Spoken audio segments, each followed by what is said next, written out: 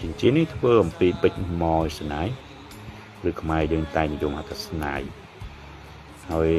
ទម្ងន់របស់ពេជ្រម៉ោះស្នាយនេះឯងគឺមានទម្ងន់1.5 ក្រាតគឺវាសឹងតែ2ក្រាតដែរបាននេះខ្វះ 0.5 គឺ2ក្រាតហើយបើគិតជាទំហំអានេះ 7.5 លីហើយបើ2ក្រាតវា 8 លីពេជ្រម៉ោះស្នាយវាមានចរណៃគឺដូចពេជ្រឬជាងពេជ្រផងដោយសារវា7ពណ៌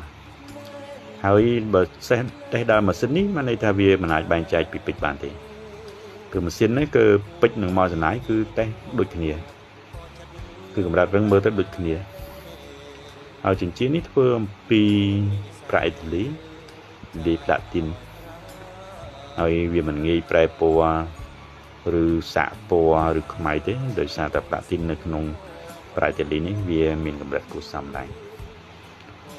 ទោះបីយ៉ាងណាក៏ចិញ្ចៀននេះមានតម្លៃធូរថ្លៃដែរវាមិនថ្លៃពេញទេហើយពេជ្រម៉ោសណាយក៏វាថោកគួរសមដែរហើយពាក់ទៅបើអ្នកមិនស្គាល់ពេជ្រច្បាស់លាស់អ្នកមិនដែលពាក់ពេជ្រគឺម៉ោសណាយហ្នឹងឯងគឺជាពេជ្រតែម្ដងហើយដោយសារចរណៃវានៅខាងក្រៅឲ្យត្រូវពន្លឺគឺវាចែងចាំងខ្លាំងណាស់គួរឲ្យគយគន់ណាហើយគឺច្រឡំទៅនឹងពេជ្រតែម្ដងបើអ្នកមិនដែលស្គាល់ពេជ្រហើយតើអ្នកស្គាល់ពេជ្រក៏ដោយបើពេជ្រនោះនៅស្ថិតនៅក្នុងទំហំទូចទេគឺมันអាចដឹងទេតើម៉ោសណាយឬពេជ្រទេ